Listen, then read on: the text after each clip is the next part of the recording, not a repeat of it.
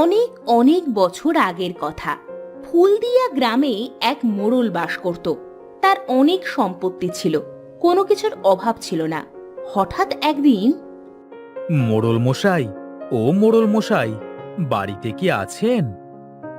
কে রে বাইরে? এই সকাল সকাল কে ডাকিস? মোড়ল মশাই, আমি রফিক। একটু দরকার ছিল মোড়ল মশাই। আয় আয়, ভেতরে আয়। কি বলবি বলে যা। কেমন আছেন মোড়ল মশাই? হ্যাঁ, আছি ভালোই। তা তুই ভালো তো?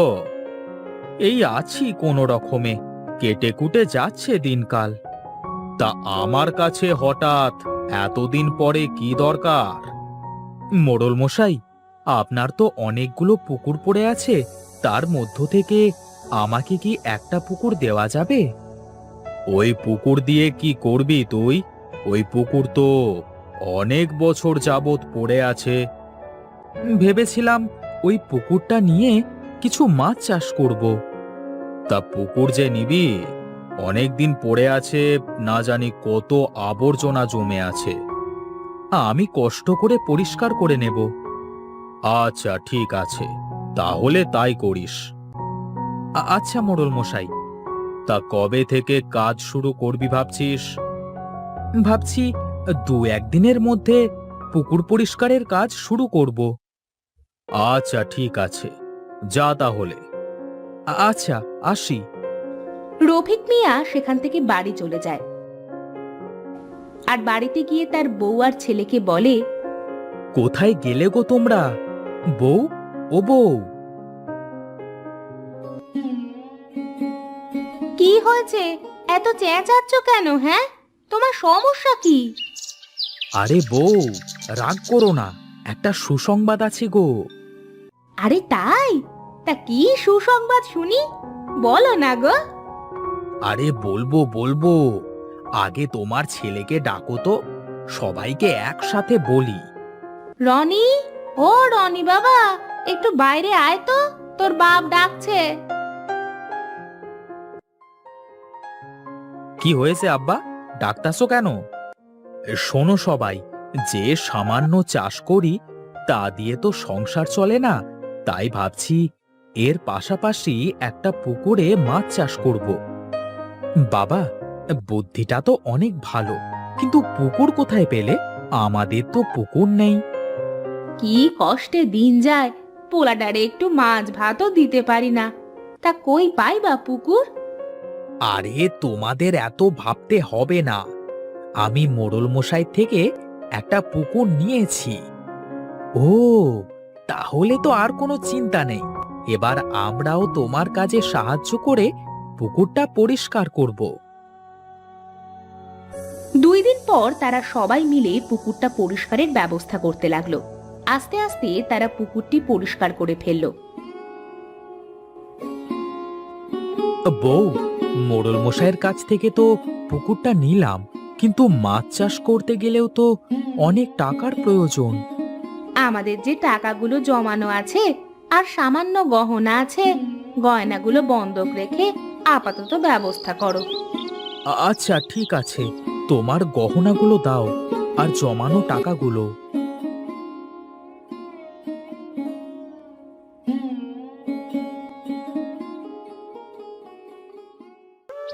এই নাও। দাও বউ, দাও। দেখি, বাজারের দিকে যাই। এই বলে রফিক মিয়া বাজারে যায়।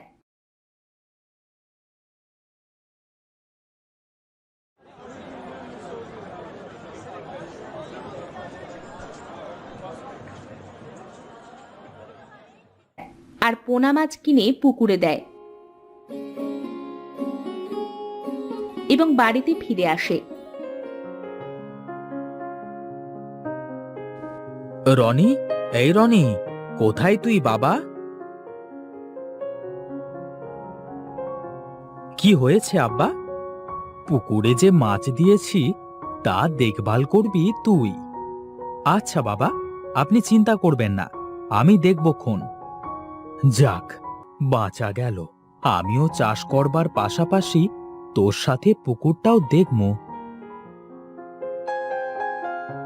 কিছুদিন পর রফিক মিয়া আর রিক্তা বেগম আলোচনা করে।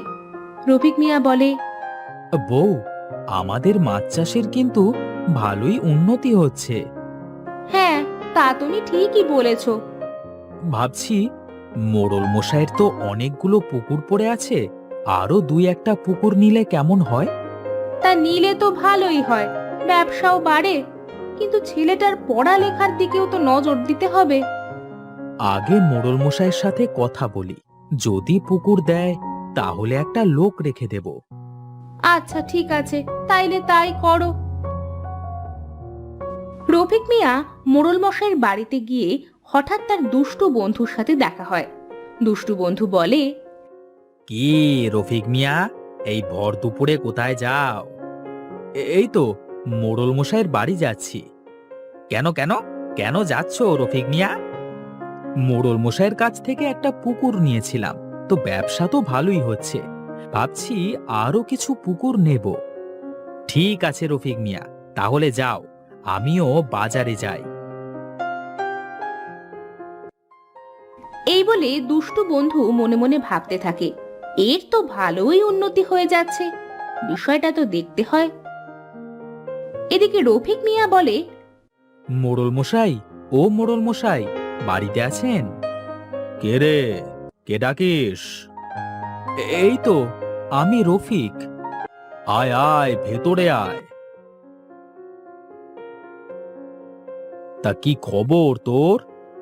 এই তো মোড়ল মশাই, আপনার কাছে আসলাম একটু দরকারে।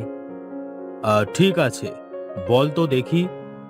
মোড়ল মশাই, আগের পুকুরটা নিয়ে বেশ ভালোই লাভ হচ্ছে। ও তাই নাকি? তা এটা তো বেশ ভালো খবর। আপনার তো অনেকগুলো পুকুর পড়ে আছে, আমাকে কি আরো দুই একটা পুকুর দেওয়া যাবে? পুকুরের জন্য কিছু টাকা দিয়ে দেব।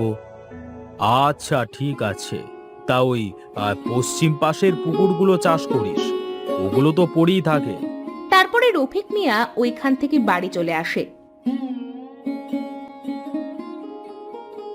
আর ছেলেকে ডেকে বলে, রনি, এইদিকে আয় বাবা। এই তো বাবা, বলো কিছু কি হয়েছে? মোড়ল মশাইয়ের সাথে কথা বলে আরো দুইটা পুকুর নিয়েছি। তাই নাকি বাবা? তা কোন পাড়ের পুকুর নিয়েছো? পশ্চিম পাড়ের পুকুরগুলো। বাবা, পশ্চিম পাড়ের পুকুরে তো অনেক পানা জমে আছে, ওগুলো কি পরিষ্কার করা যাবে? কষ্ট করে পরিষ্কার করতে হবে রে বাবা, আগামীকালই তাহলে যাই চল। আচ্ছা ঠিক আছে আব্বা। পরের দিন সকালে রফিক মিয়া আর তার ছেলে মিলে পানা পুকুর পরিষ্কার করতে যায়। একটা পুকুর পরিষ্কার শেষে আরেকটা পুকুরে যায় আর রনি বলে, আচ্ছা আব্বা, এই পুকুরের পানা দেখতে কেমন কেমন লাগছে? কই না তো, ঠিকই তো লাগছে। চল বাবা, আমরা কাজ শুরু করি। এই বলে তারা কাজ শুরু করে। পানা কাটতে কাটতে রনি হঠাৎ করে দেখতে পায় পুকুরের মাঝে একটা বড় পানা দেখা যাচ্ছে। আব্বা, আব্বা, এই দেখো, পুকুরের মাঝের এই পানাটা অনেক বড় আর সোনালী রঙের। ও কিছুই না, তুই কাটতে থাক। এই শুনে রনি পানাটা কেটে দেয়। তার সাথে সাথে পানার ভিতর থেকে একটা সোনালী পরী বেরিয়ে আসে আর তা দেখে তারা চমকে যায়। তোমরা ভয় পেও না, আমি তোমাদের কোনো ক্ষতি করব না। কে কে আপনি, আর পানার ভেতরে কেন? আমি একটা সোনালী পরী। অনেক দিন আগে আমাকে এক জাদুকর এই পানার মধ্যে বন্দি করে। ও, এই ব্যাপার। হ্যাঁ, তোমরা আজকে আমাকে মুক্ত করেছো। তোমরা আমার কাছে কি চাও বলো? আমাদের কিছুই চাই না, আপনি মুক্ত হয়েছেন, এতেই আমরা খুশি। না, তা কি করে হয়? আমি খুশি হয়ে তোমাদের কিছু দিতে চাই। এই বলে পরী জাদু করে ওই পুকুরের সব পানা স্বর্ণের পানা করে দেয়। এগুলো শুধু তোমাদের জন্য, আর কেউ নিতে পারবে না। আর আমাকে স্মরণ করলে আমি ঠিক আসব। আচ্ছা ঠিক আছে। তারপর পরীটা চলে যায়। আর রফিক মিয়া কিছু সোনার পানা নিয়ে বাড়িতে যায় আর বউকে ডেকে সবকিছু খুলে বলছিল। বউ, ঘটনাটা বুঝতে পেরেছো তো? হ্যাঁ, বুঝেছি। ওদের কথা বলার সময় দুষ্টু বন্ধু বাড়ির পাশ দিয়ে যাচ্ছিল আর ওদের সব কথা শুনে নেয় আর মনে মনে লোভ হয় এবং ভাবতে থাকে, তাই ব্যাপারটা আজকে রাতেই দেখতে হচ্ছে তো।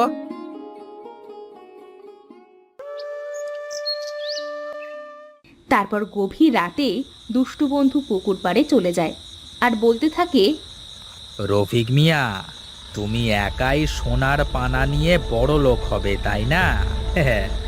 এবার আমিও বড় লোক হয়ে যাব। এই বলে দুষ্টু বন্ধু পুকুরে নেমে সোনার পানা ধরতে যায় আর অমনি পানার সাথে হাত আটকে যায়, অজ্ঞান হয়ে থাকে। পরের দিন সকালবেলা রফিক মিয়া আর রনি পুকুরে যায় এবং দেখে। রনি বলে ওঠে, আব্বা, এইটা তোমার বন্ধু না? আরে হ্যাঁ, তাই তো। ও এখানে কেন? এরপর রফিক মিয়া মনে মনে পরীকে স্মরণ করে।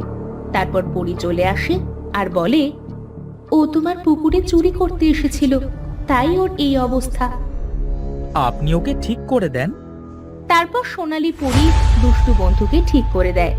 দুষ্টু বন্ধু কান্না করতে করতে বলে, আমার আমার ভুল হয়ে গেছে, আমাকে মাফ করে দেন। আমি আর লোভ করব না। আচ্ছা ঠিক আছে, মাফ করে দিলাম, কিন্তু এই কথা তুমি কাউকে বলতে পারবে না।